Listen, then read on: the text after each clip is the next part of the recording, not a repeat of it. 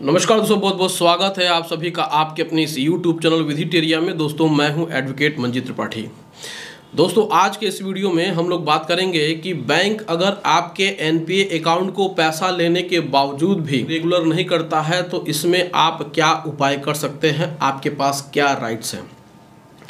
दोस्तों देखिए, अगर आपका अकाउंट एनपीए हो जाता है और बैंक इस बात की जानकारी आपको नहीं देता है किसी प्रकार से और आप अपनी ईएमआई या फिर इंटरेस्ट आप पे करते जाते हैं, तो वह पैसा तो बैंक लेता ही है, लेकिन उसमें से एक बहुत बड़ा हिस्सा वह पेनाल्टी के रूप में काट लेता है।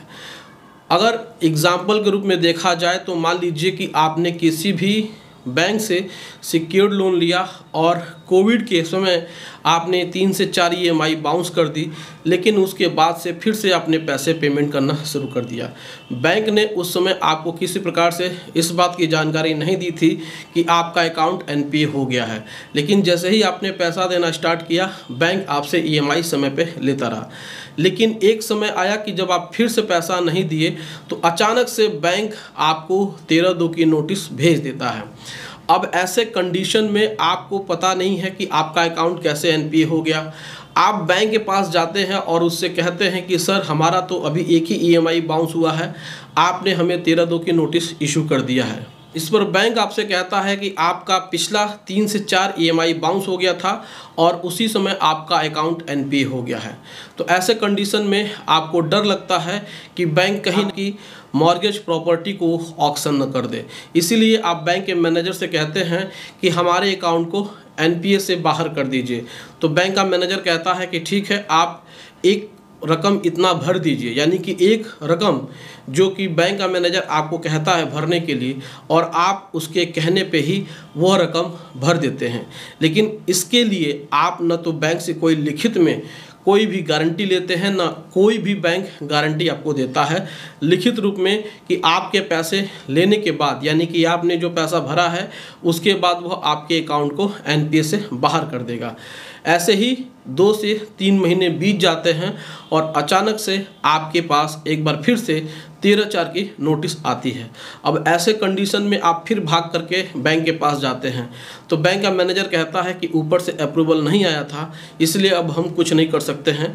अब या तो पूरा पैसा आप जमा करिए, नहीं तो हम आपके मकान को सेल आउट कर देंगे या फिर ऑक्शन कर देंगे। तो ऐसे कंडीशन में आप एकदम बिल्कुल डर जाते हैं, क्योंकि जो लोन आपने 15 साल या 20 साल के लिए लिया है वो उसको एकदम से कैसे आप बंद करेंगे, कैसे इतना सारा पैसा लाएंगे और कैसे उसको पेमेंट करके बंद करेंगे। तो ऐसे सिचुएशन में आपके पास क्या क्या राइट्स हैं। देखिए, ऐसे सिचुएशन में आपके पास बहुत सारे राइट्स हैं, ऐसी चीज़ों को बहुत लोग नहीं जानते हैं। तो ऐसे में आपको क्या करना है कि ऐसे में आप सबसे पहले तो बैंक का कंप्लेंट आरबीआई के ओम्बड्समैन में कर सकते हैं। साथ ही साथ डेफिशिएंसी ऑफ बैंक सर्विस के एक केस होता है जो कि कंज्यूमर प्रोटेक्शन एक्ट 2019 के सेक्शन 2 में डेफिशिएंसी ऑफ बैंक सर्विस, जो कि कंज्यूमर फोरम में चलता है, आप वहां पर बैंक के खिलाफ केस फाइल कर सकते हैं। और साथ ही साथ आप हाई कोर्ट में भी एक रिट पिटीशन फाइल करके 13(4) की नोटिस के अगेंस्ट में स्टे ऑर्डर ले सकते हैं। और आपके पास जो स्टेटमेंट में प्रूफ है, जिस तरीके से आपने पैसा दिया है, सारे एविडेंस को कलेक्ट करके आप हाई कोर्ट में भी लगा सकते हैं और आप कंज्यूमर फोरम में भी लगा सकते हैं और आप बैंकिंग लोकपाल में जो आरबीआई का पोर्टल है वहाँ भी दे सकते हैं।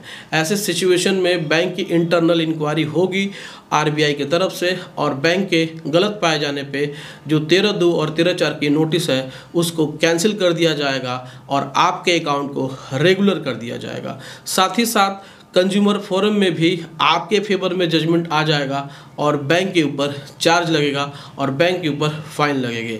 और साथ ही साथ जैसे ही 13(4) की नोटिस के अगेंस्ट में आप हाई कोर्ट में रिट फाइल करते हैं तो वहाँ भी आपको स्टे मिल जाता है और हाई कोर्ट ऑर्डर देती है कि आप के अकाउंट को एनपीए से बाहर किया जाए और बैंक की गलती की वजह से जो भी 13/2 और 13/4 की नोटिस इशू हुई है उसको जल्द से जल्द तत्काल प्रभाव से रद्द किया जाए।